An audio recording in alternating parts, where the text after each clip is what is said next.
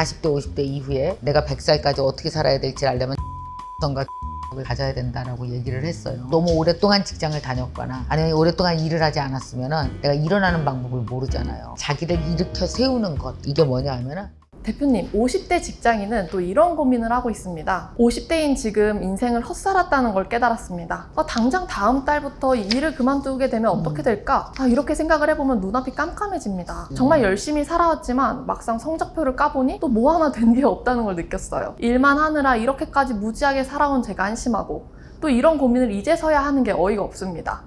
앞으로 50대 이후의 삶을 어떻게 살아가야 하나 막막하기만 해요. 이런 고민입니다.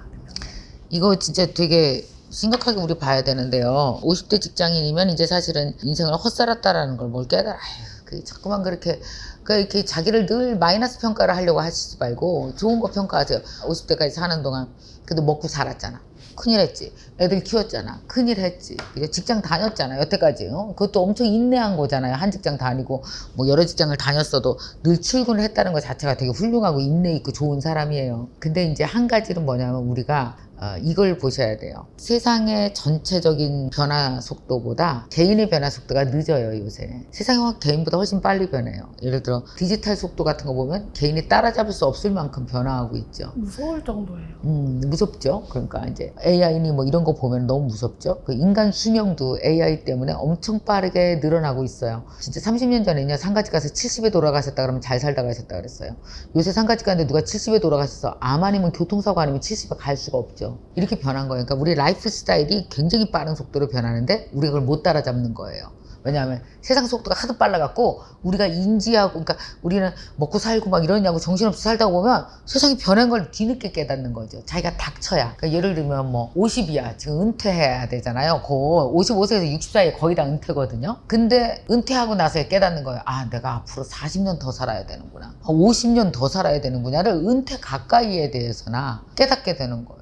옛날에 60대면 다 할머니가 됐어요. 손자 손녀 있었어요. 근데 요새 내가 60 됐잖아요. 할머니가 안 돼요. 물리적으로. 왜요? 결혼을 안 하잖아, 애들이. 34도 안 하고 35도 아무도 결혼 안 해요. 요즘에 집집마다 보면. 옛날에는 딸내미가 24세 결혼해. 그럼 그래 이랬는데 요새 24세 딸이 결혼한다 그러면 뭐라 그래요? 왜?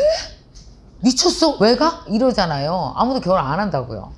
라이프 스타일이 완전히 변했거든요. 근데 우리가 적응을 못하고 있는 중이에요. 이런 세상에서 어떻게 좀 살아남아야 될지, 50대는 그러면. 빨리 적응하셨어야 되는 거예요. 적응해야죠. 뭐냐면 50대 이후는 취업 다시 하기 쉬울까 힘들까? 너무너무 힘들어요. 얼마 전에도 우리 회사에 이력서가 들어오기 시작하는데 50대 분들 이력서가 되게 많이 들어옵니다. 50대, 60대까지. 다들 일하고 싶어 하세요. 물론 되게 뽑고 싶죠. 근데 우리 회사 팀장이 30 몇 살이에요. 그건 힘든 거예요. 그러니까 이거 회사 마음대로 뽑을 수 있는 것도 아니에요. 다들 이제 조직 분위기도 보고. 그게 진짜 안타깝더라고요.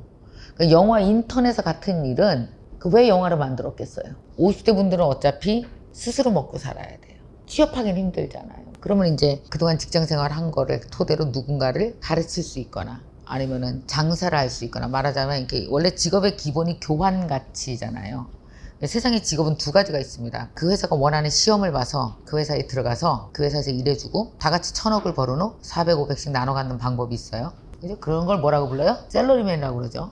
그렇게 300만 원을 버는 방법도 있고, 300만한테 만 원씩 걷는 직업이 세상엔 더 많은 거 아세요? 그런 걸 자영업이라고 해요. 훨씬 많아요. 음식점 300만원한테 만 원씩 파는 거예요. 설렁탕. 그런 걸 뭐라고 불러요? 교환가치라고 불러요. 내가 가지고 있는 재능이 사람들한테 만 원을 받을 수 있는 교환가치인가? 이걸 우리가 지금 많은 50대들은 그걸 하기보다는 내 교환가치가 뭐였어요? 대부분 시험 봐서 그 회사가 원하는 성적을 받고 그 회사가 원하는 사람이 돼서 끼워 맞춰서 들어가서 다 같이 월급 받은 걸 30년을 한 사람은 자기 교환가치를 100명한테 만 원씩 걷는 걸로 전환시킨 일을 해본 적이 없는 거예요. 없죠? 이제 그걸 시작해야 되는 거죠. 그래야 적어도 50대부터 70대까지 20년은 일해야 100살까지 갈 수 있습니다. 근데 이런 말씀할 수 있는 게 김미경님은 원래 좀 잘 나갔으니까, 부자니까, 또 재능이 있으니까. 근데 내가 언제 부자였다 그래요? 누가 부자였다 그래? 뭐라 그래? 내가 언제 부자였다는 거야. 나는 44까지 서울에 집도 없었어요. 많은 사람들은 어떻게 보냐면 쟤는 원래 아버지가 괜찮으니까 쟤는 머리가 좋을 거야. 쟤는 고생을 안 했을 거야. 나만 그럴 거야 라고 얘기하는데 이것도 되게 슬픈 비교거든. 그러니까 늘 컨텐츠를 슬프게 가져가려고 하는 사람은 계속 슬퍼요. 그럼 자꾸 우울증 와요. 그러지 말고 그러지 말아요. 원래 그랬을 거야 라고 생각하지 말고 사실은 50대 이후에는 이걸 아셔야 돼요. 20, 30대만 망하는 거 아니고요. 50대가 더 망할 수 있는 거 아세요? 만약에 50대가 만약에 일을 안 해? 그 벌어놓은 퇴직금이랑 돈만 있어? 그러면은 뭐예요? 내가 일을 안 하면 돈이 일을 하게 해야 될 거 아니에요.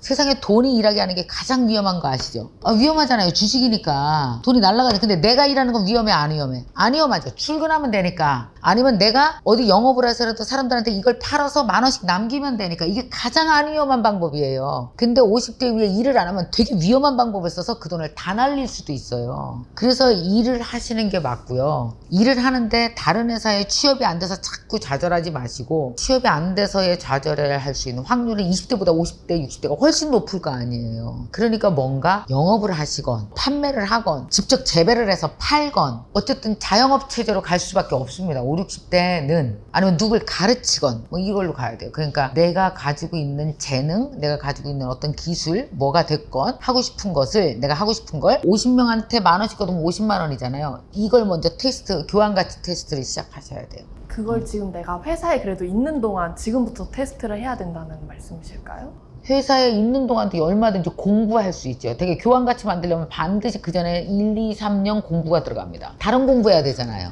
SNS 마케팅도 공부해야 되고 어차피 다 나오면 그 기초 공부는 회사 다니면서 얼마든지 할 수 있죠. 그럼 만약에 진짜 친한 동창생이 MKYU에 찾아와서 언니 나는 뭐부터 해야 돼요? 라고 물어보면은 좀 뭐라고 말씀해 주실 거예요? 그렇게 멍청한 질문에한테 대답 안 해줍니다. 대부분 언니 나 뭐부터 해야 돼요는 지가 해야 될 고민이고 내가 무슨 점쟁이도 아니고 두 번째 본인이 나한테 하는 질문들은요 구글이나 네이버 검색하면 다 나오는 것들이에요. 근데 그 노력도 안 하고 그냥 날 잡아잡수하고 물어보는 사람 나 뭐 먹고 살아야 돼? 네가 알지 내가 어떻게 하냐. 그런 거 대답 안 해줘요. 근데 어느 정도 이뤄놓고 뭔가 막혔을 때 힘들 때 조언도 들어가서 딱 이게 맞아 떨어질 때가 조언이 필요한 거지 아무것도 모르는 사람에서 이렇게 해서 조언해주세요 이런 사람은 조언해봤자 일어나지도 못해요. 그러니까 반쯤 일어나려고 하는 사람은 손을 잡아야 일어나지 누워있는 사람을 내가 걔네 엄마예요? 때려서 깨워요? 그렇게는 안 되죠.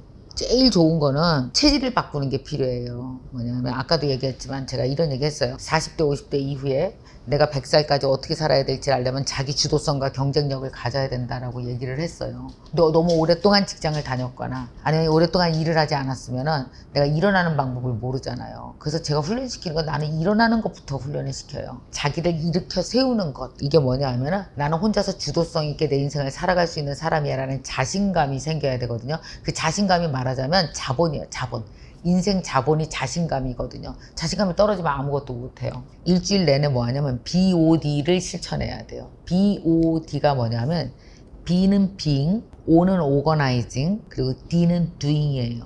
바로 being이 뭐냐면 아까 저한테 했던 그 많은 질문들 다 본인이 대답하면 되는 거예요.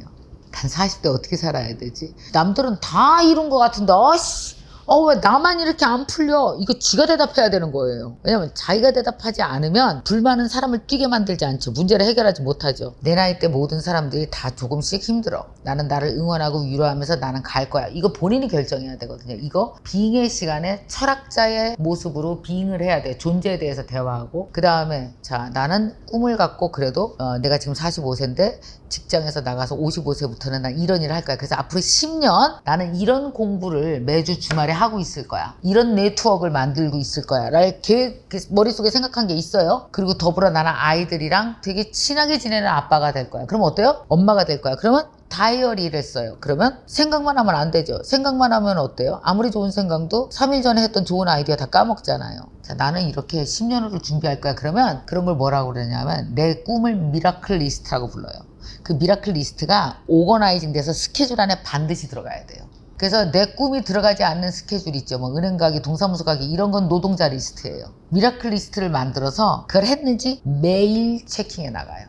그걸 오거나이징이라고 불러요. 스케줄에 배치하는 거. 이게 말하자면 내 인생 작업지시서 같은 겁니다. 그리고 나서 그걸 doing 집행자가 돼서 집행을 해요. 했는지 안 했는지 매일매일 체크해요. 그래서 왜 다이어리 같은 거 보면은 1, 2월 달에 쓰다가 딱 3월에 그만두잖아요. 영어랑 똑같아. 다이어트랑 영어 다이어트 다이어리 다 3월에 그만둬요. 근데 그걸 쓰는 동안 자기를 사랑하고 자기를 챙기고 자기의 성장하는 모습을 매일 체킹하게 되잖아요. 그러니까 엄청 성장해진 거죠. 그래서 저는 생각하고 오거나이징하고 두잉하지 않으면 안 커요. 근데 어른들은 이런 과정을 통해서 클 수 있어요. 그래서 아까 질문 저 무슨 공부해야 돼요? 어떻게 해야 돼요? 얘기한다면 반드시 습관 BOD 먼저 공부하십시오. 그럼 BOD 하다 보면 내 존재에 대해서 막 고민하다 보면 해야 될 공부 목록이 생겨요. 그러면 나중에 너무너무 바빠질 거예요. 근데 내 꿈 때문에 바쁜 게 세상에서 제일 행복한 거 아시죠? 네.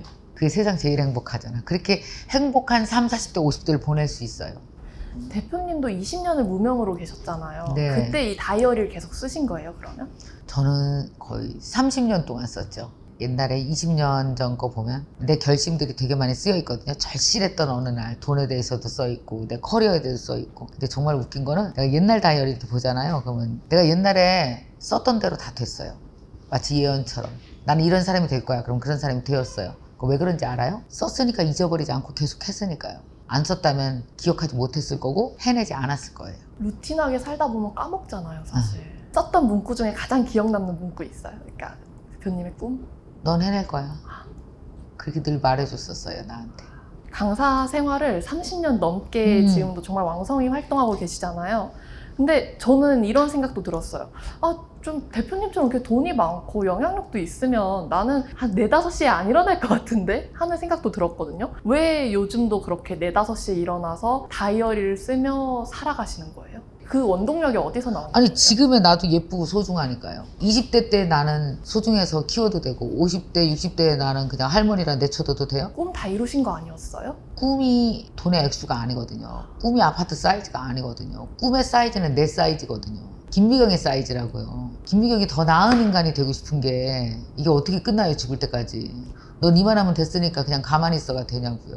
너는 책 안 읽어도 되고 더 이상 안 깨달아도 돼. 너는 딱 그 수준에서 머물러 라고 나한테 말할 수 있어요? 그렇게 슬프게? 너는 이제 그만 커도 돼. 너는 이제 그만 깨달아도 돼. 너는 이제 더 이상 안 커도 되는 인간이야. 거기서 머물러? 정지해라? 그게 내가 나한테 할 말은 아니잖아요. 그런 얘기를 많이 하거든요. 내가 지금은 이렇게 열심히 일해도 나중에 50대, 60대 그 이후에는 어디 몰디브 가서 칵테일 마시고 있어야지. 그거는 일주일만 하면 돼요. 그거 10년 내내 못 하십니다. 그럼 몰디브에서 일하셔야 돼요. 오래 계시려면 일해야 돼요. 너무 간단하죠? 네. 감사합니다. 현재를 살아가면서 열심히 살아가시는 분들에 대한 고민에 대해서 같이 얘기할 수 있어서 좋았습니다. 사실 제가 아까 어떤 얘기는 막 너무 늦었어요. 뭐 이런 질문, 뭐 앞으로 저 어떻게 살아야 돼요? 그러면 제가 영 아닌 질문을 하지 마라 막 이렇게 얘기도 했는데 사실 그렇습니다. 사실 우리가 이렇게 토닥토닥 해주는 것도 되게 필요하지만 어떤 때는 매몰차지만 현실을 직시하게 해주는 것도 너무너무 필요하다는 생각이 들어서 오늘은 좀 현실 직시형으로 얘기를 해봤습니다. 여러분 내년 멋지게 사시고 또 여러분 2024년도 승승장구하시고 행복하셨으면 좋겠어요.